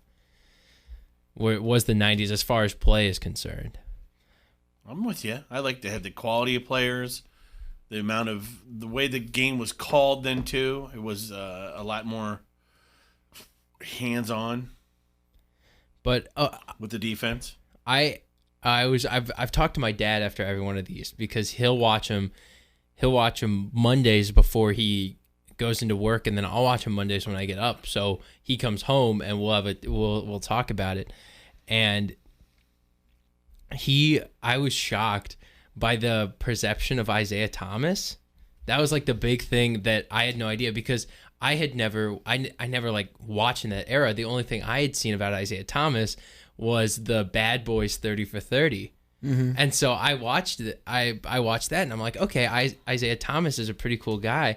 And then I was talking to my dad about it, and he's like, no, Isaiah Thomas ruined the Quad City Thunder in the CBA. I was just gonna ask you, did your dad tell you this story? He was like, that's why I hate Isaiah Thomas, and so that made some sense. But going through it, I was just shocked. Because I knew about Jordan and Scotty and Dennis and Horace Grant, but all the other guys, and just watching the story, I ate it up. I loved it so much. Yeah, the B.J. Armstrong stuff was really cool to me, because that was a dude when I was a kid, 18 years old. He was a Hawkeye, or right when I was in my 16, 17, and he was already playing for the Hawkeyes, and then for him to go on and end up getting drafted by the Bulls and playing there, winning championships with the Bulls, I always thought that was pretty cool. So. Yeah, a lot of memories for me watching that. A lot of going back to, Jay, I'll tell you the time it was the series against the Suns, the finals against the Suns. 93? Yeah, Yep. So watching that, and we had an apartment out in California. Well, we were getting pretty loud and screaming pretty loud for the Bulls during some of that, and someone thought that there was a domestic issue going on in the house. Oh, wow. So the police came. Really? California Highway Patrol, Chips, Ponce and John are out there. Love it. They're like knocking on the door. What's going on? We're just watching the Chip cheering for the Bulls. And then they stuck around for a little bit? No, they laughed. Yeah, they stuck around and said, well, who's winning? Well, so did you find yourself doing, because you are younger than us, YouTube is more in your era, did you find yourself doing more deep dives into things like that? I think after the documentary itself goes so in depth on so much of this stuff, and I already knew a lot about a lot of the guys. Like, I knew a lot about Horace Grant's story, and Dennis Rodman, they made a documentary about him. So I already knew a lot about those guys. I was really happy that in these last couple episodes, they went so in depth on Steve Kerr, because it totally flipped how I viewed him. Yeah. Because Steve, I know Steve Kerr as the head coach of the Warriors, right? And so I don't like him for that, because nobody likes the Warriors unless you're a bandwagon or from Oakland. So I didn't like Steve Kerr, but watching this, I was like, okay, maybe he's actually like a cool guy, And his backstory, they went in depth in like episode 9, and that is tragic. The stuff. Well, that the thing happened to is his like dad. I've gone up and down. Like I like Steve Kerr as a Bull, and then I didn't mind him as a manager of the Golden State. I always thought, and then when the talk came that Golden State team that won 73 games won more than the Bulls, well, I'm like, you didn't win the championship, so don't even go there with me. But then this whole thing happened with China and him and him and his stance to take the Chinese side didn't sit right with me at all, and it still doesn't. Now, things I didn't know about Steve Kerr, how his dad got assassinated, other stuff endeared me to him watching the show. So I'm like, you know what, Steve and I can disagree politically, but he's not a bad guy. Yeah, and the China thing, I was listening yesterday when you guys were talking about it, and the first thing I thought of was, you know what, if I'm in a foreign country there where it's notorious for people who speak ill of the government to go missing, I'm going to say some pretty flattering things about him too, Yeah. Given the opportunity, I'm going to save my own neck, so. Was he in China when he said that? There were a bunch of teams over there for like the summer games or whatever, true. so that was just messy. It was all messy, and the whole thing with, I started calling it Chinba. Chinese NBA, Chinba. Yeah. Chinba. But for our one of our leagues to quote unquote be over there, just parading around like nothing's wrong and just to get the Chinese dollar, if you will. But, pretty disgusting, but I get it. That's the one greasy side of capitalism that you're going to have to live with if you like capitalism. So I'll live with it, and I can still say I don't like it. Yeah, yeah. So that's the other good thing about being American. You can spout off and say you don't like something or whoever. Yeah, and you don't have to worry about coming up missing. Yeah, but yeah. So Steve Kerr, that was a really cool story. And then I was talking to my dad, and I don't know if this was like a common thing, but Sam Smith, that journalist who wrote the Jordan Rules, that he seems like a greaseball to me. Oh yeah, like I'm with you 100%. I was watching that, and he's just like, he's got this like nervous smile every time he talks, and he broke up the first three-peat. But he also comes out and he's very much chastising the media for saying like, how dare you say that Michael Jordan's gambling has something to do with his father's murder. But There's a small guy, time to do it. There's a small thing, but he does say, he's like, this is ridiculous that you would do it. So that's the only time he gets a little bit better. But yes, he's saying, but he wrote the you first didn't, you book. didn't do that back then. You just, I mean, the greats were covered. They were made sure that they were not spoke ill of in the media. Babe Ruth, Mickey Mantle, like you didn't do anything like that. It took. But the thing is you Will look Chamberlain at himself to say that what he Jordan betted 5,000 was and women. what Jordan was doing at the time, and what's her name, Kramer from ESPN. Michelle Kramer said Jordan built this without the gift of social media. This is all this. He gave accessibility. He gave accessibility to the press. Yes, and he was friendly with the press. Well, Stern even says, look at what they were doing in 1984. I mean, back then they were doing, you would see the NBA Finals on replay. It would be on tape delay. It wouldn't be live or anything like that. Jordan did that. Jordan was like, yeah, you know what? I'm going to embrace, I'm going to be nice to everybody. And he was. And then for that first book, Sam Smith's book, to come out to even raise any questions about, well, he might not be the greatest guy ever. This isn't over, by the way, The Last Dance. Jason Hare, the director, I told you guys plenty of times you can go to Jalen Jacoby, the after show.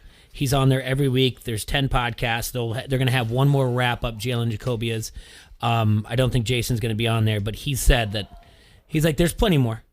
I mean, there were over 500 hours that he had to go through, and they did a great job. I mean, there was someone that was like 500 hours, only 10 hours. Well, it's not like they only picked 10 hours out of 500. Yeah. They did an incredible job. And keep in mind, episode 9 wasn't done in 10 when the coronavirus started. Yeah. Now, you've been in there when you do things media-wise, like cutting and doing everything for the television station. Imagine doing that with 6 different editors through Zoom meetings, putting something together this big. Yeah, and I was listening to one of those after shows. I think it was like the one for 5 or 6 or something like that. Or maybe it was in 7 and 8 because he was talking about how they were finishing up 9 and 10, yeah. And he was like, and they interviewed him like that Monday or whatever, and he's like it's still not done, and it's coming out next week, and to me that was nuts. I was like, to have that deadline to get all of your stuff done, edited, produced, and ready to go.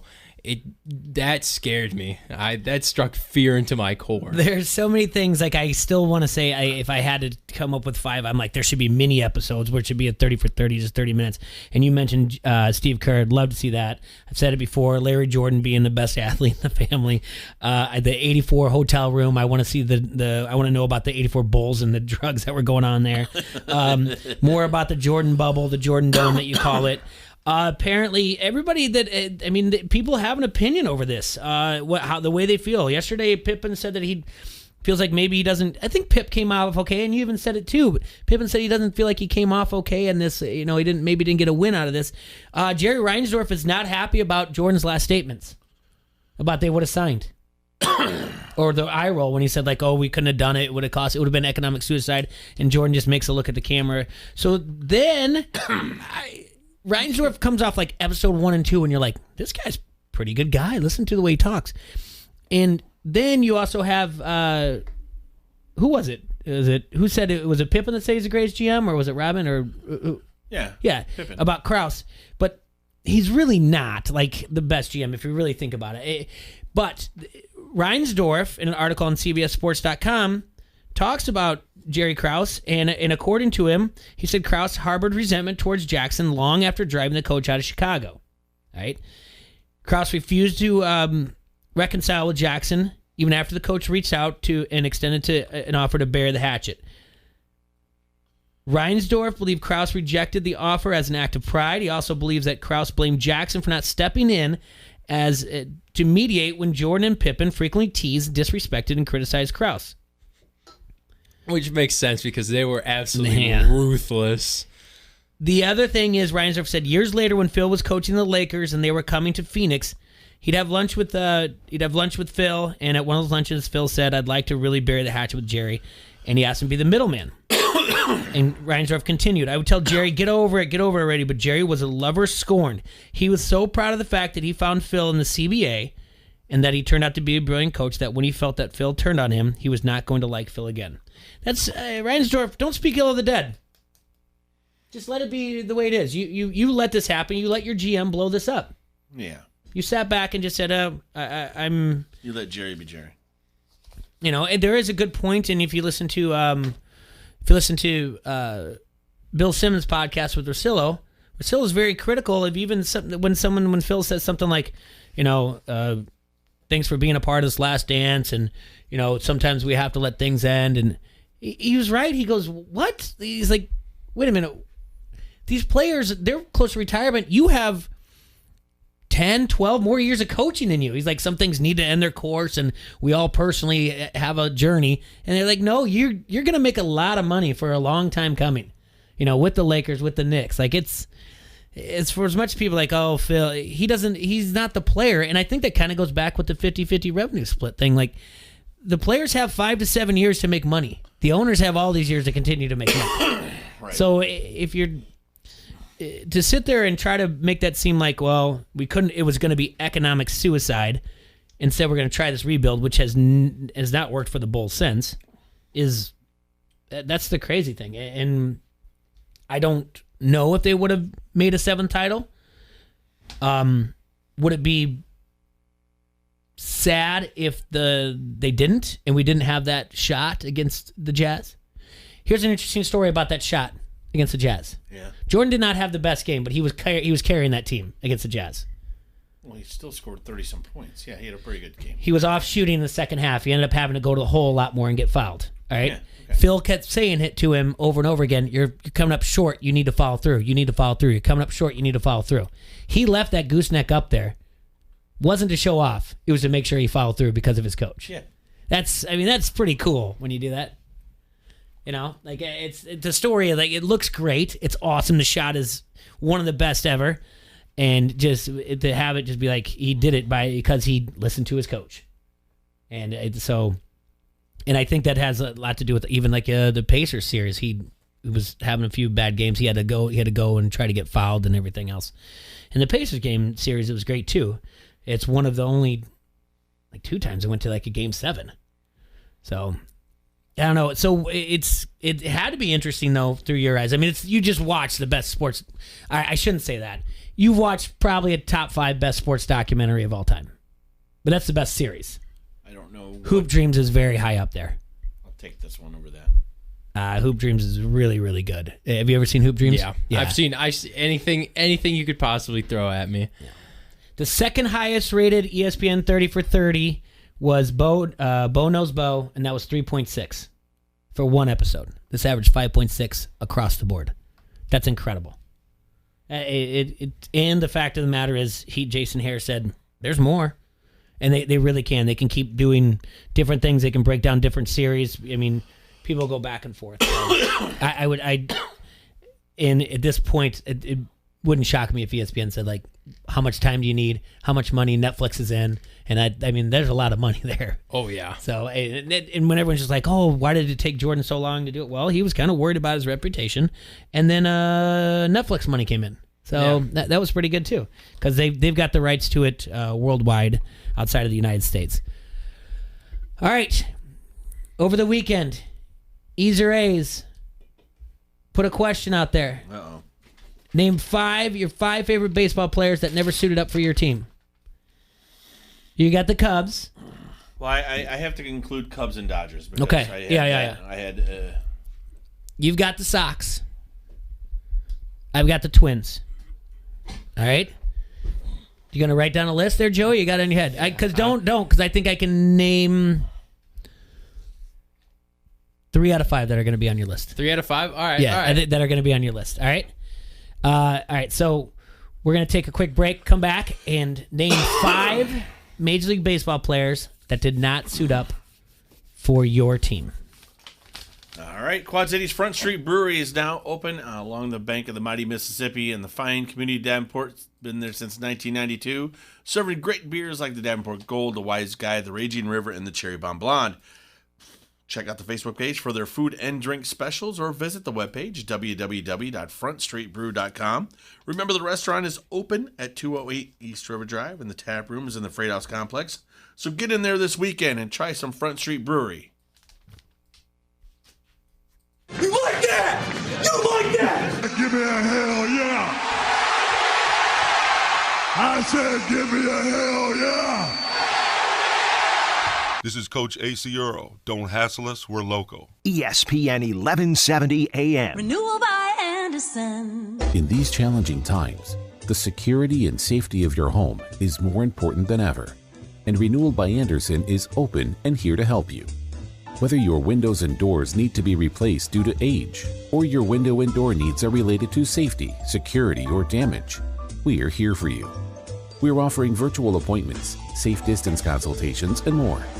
Renewal by Anderson is practicing CDC guidelines to keep your family safe. Plus, we're offering flexible financing options catered to your needs during these uncertain times. No money down, no payments, no interest for 24 months.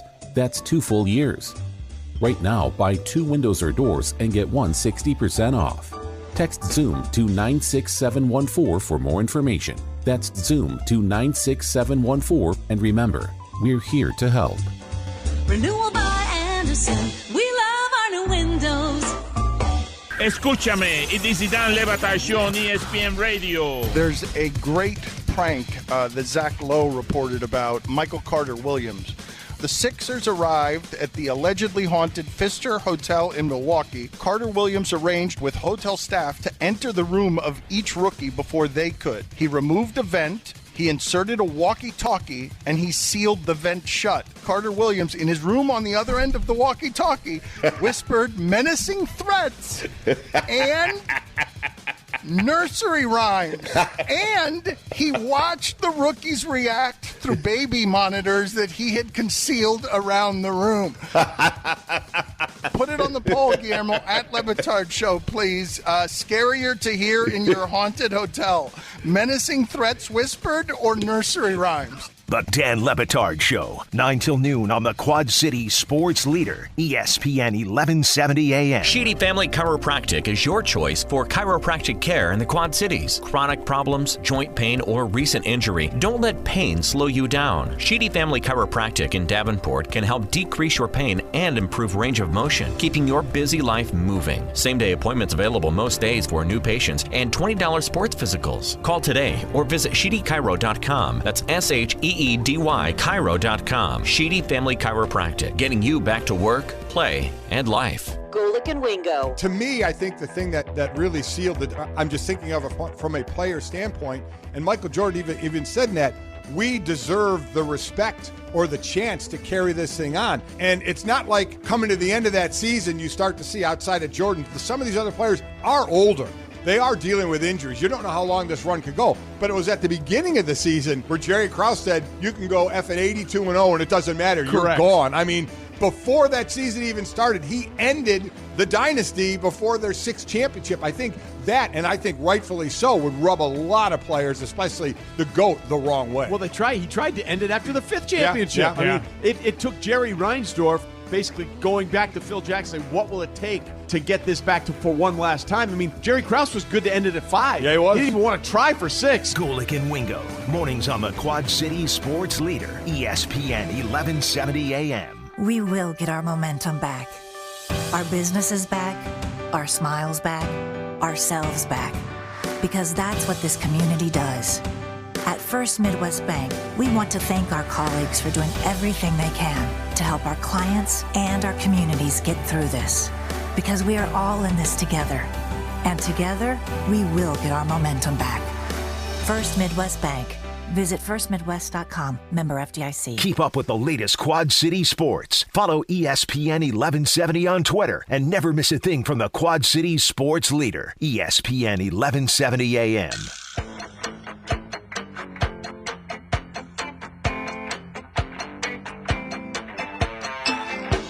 All right, everybody, we're back here in the Hassel Castle, brought to you by Dunright Satellite and Dish. And you guessed it, it's Don't Hassle Local on AM 1170.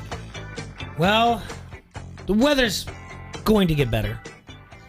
And this Monday at Hidden Hills, our friends out there are going to have a Memorial Day golf tournament.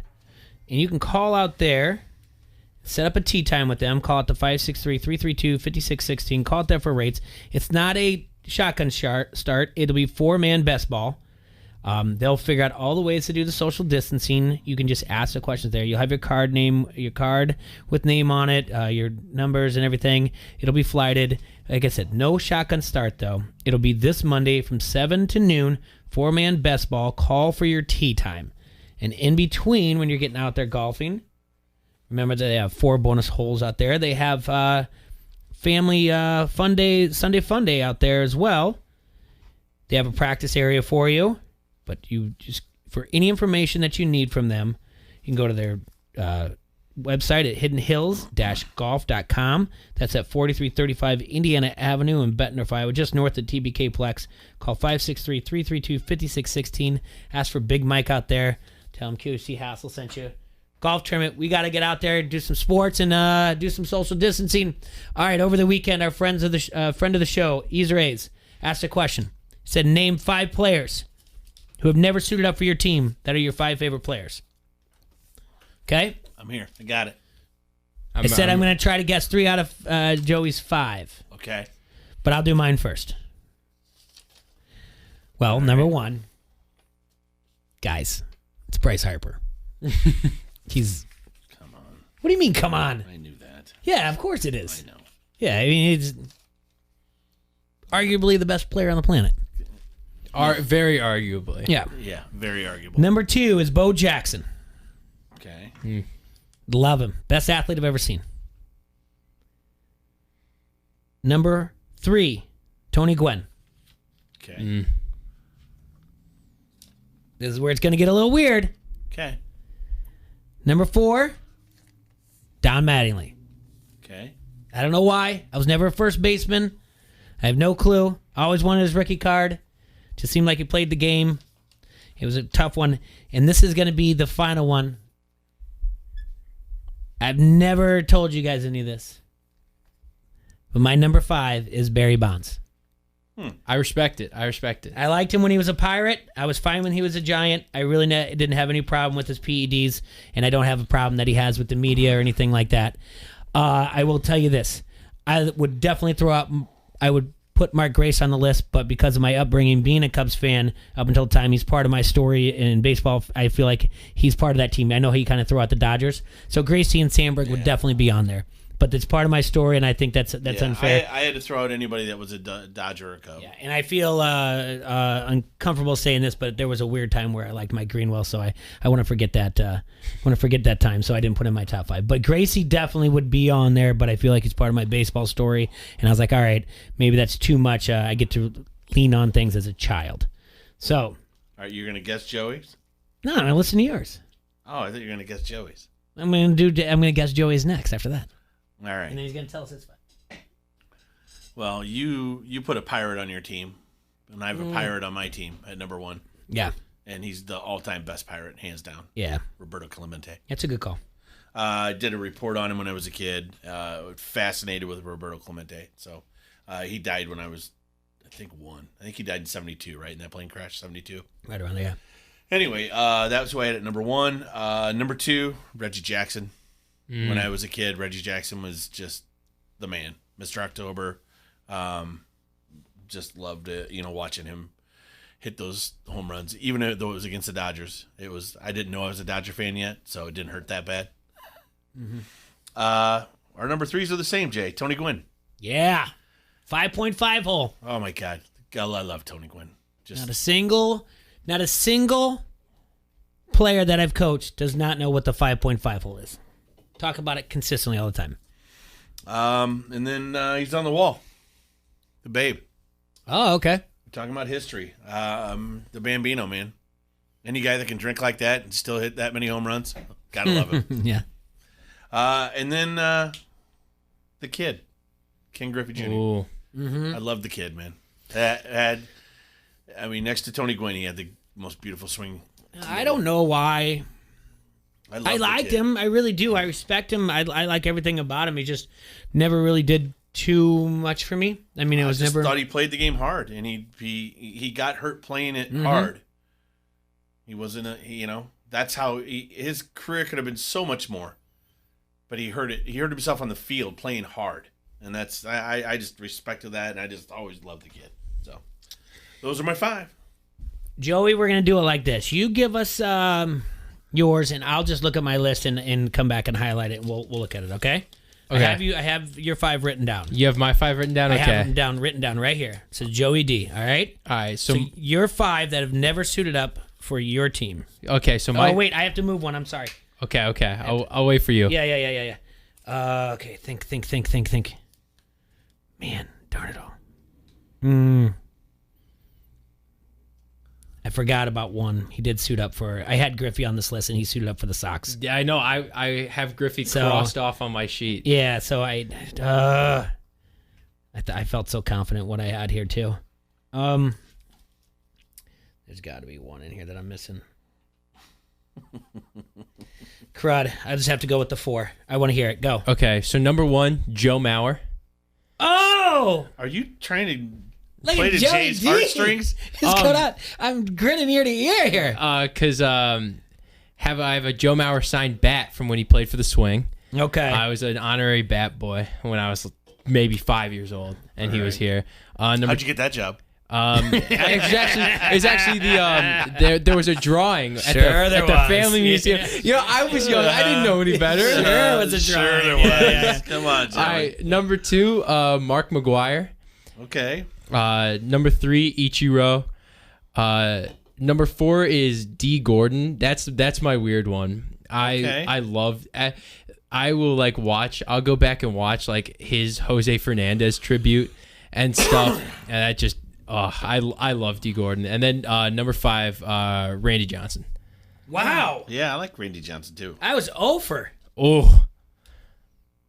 I had Mike Trout. Oh, Mike Trout was close. But he's just kind of boring. Not a whole lot of pizzazz with Mike Trout. I had Albert Pujols. I had Derek Jeter.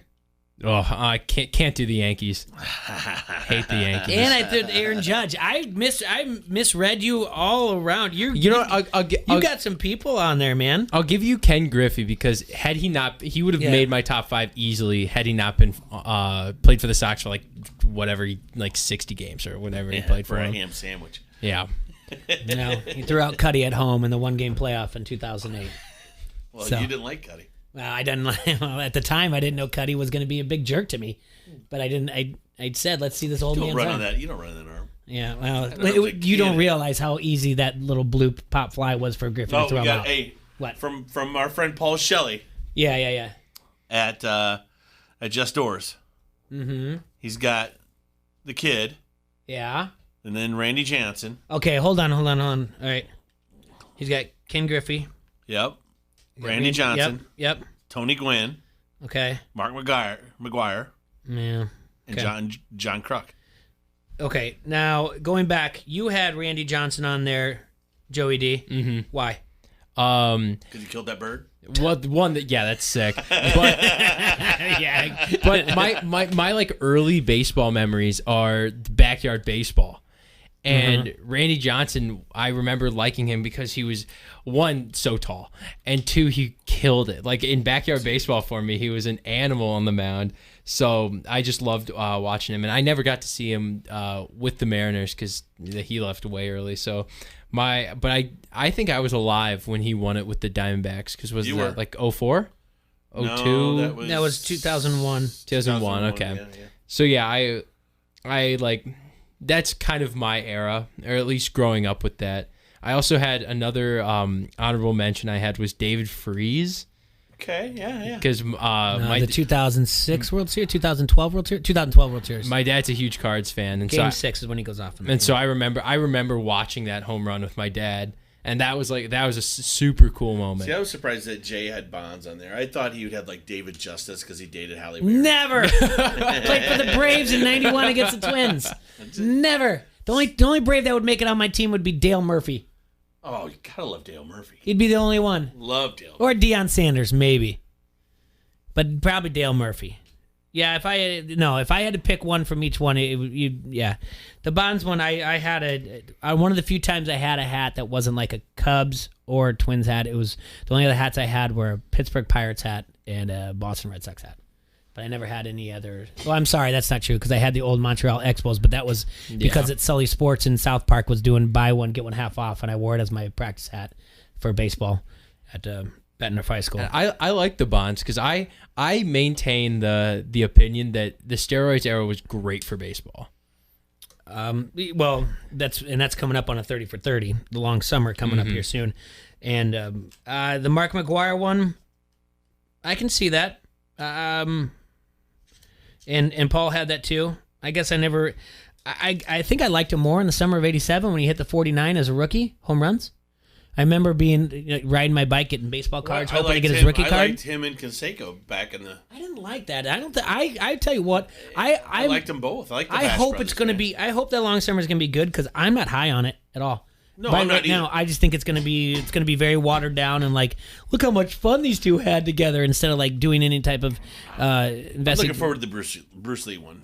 Bruce Lee ones would be good. That was going to be good. The Lance Armstrong two-parter might be a bit too much. Yeah, I don't want to hear about one testicle fella. Yeah. I'm tired of him already. I'm just tired of him and his story.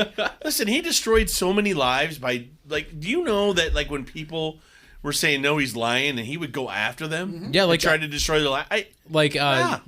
The only real American Tour de France winner, Greg LeMond, he was like exiled from cycling because he was calling Lance Armstrong out, and Lance Armstrong's like, "Nah, we don't mess with this guy anymore." I can't believe none of us put Pujols on their list. Why? He's really good. He tainted it for me with the Angels.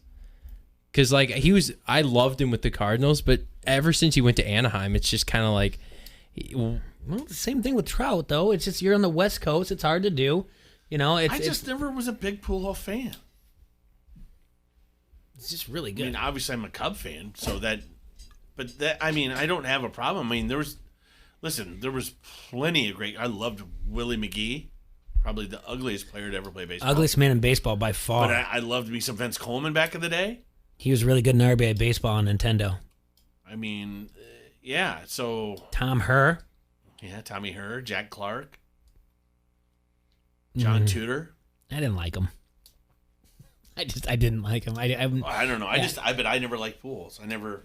Overall, I've grown to respect Cardinal because fans. when we talk about the whole steroid era and blah blah blah, you still can't convince me that Pujols is just that big by himself. I don't know. Sorry. Well, I mean, I've told that story before where and he's never been caught. Whatever. I don't care. He just seems okay. Not buying it. And nobody had Trout on their list. No. You know why? Why? He's a loser. What does he want? I know Easer A's. Ooh, I think you would. No, Easer A's probably would throw. Easer A's just threw that out there, and I think you would agree. Darryl Strawberry or Doc Gooden. I would have. See, and now I was going to throw Darryl on my list, but he played for the Dodgers. Yeah. So you kind of use that part of your story, yeah. The Babe wouldn't have been there. I would have had Darryl. Yeah. But yeah, and Doc Gooden, yes, very much love Doc Gooden. But as I had to get a little historical in my list. I mean, that's why I threw the Babe on there. Have you found yourself watching any of the games, Joey, that have been on like replays of older ones at all? I've watched a couple of the more the NFL than the NBA. Okay. Because the NFL, they're doing something really cool, like with their Game Pass, they're giving a bunch of free classic games away. So I got to watch the '85 Bears play the Cowboys. Okay. So that was really cool because which Cowboy team?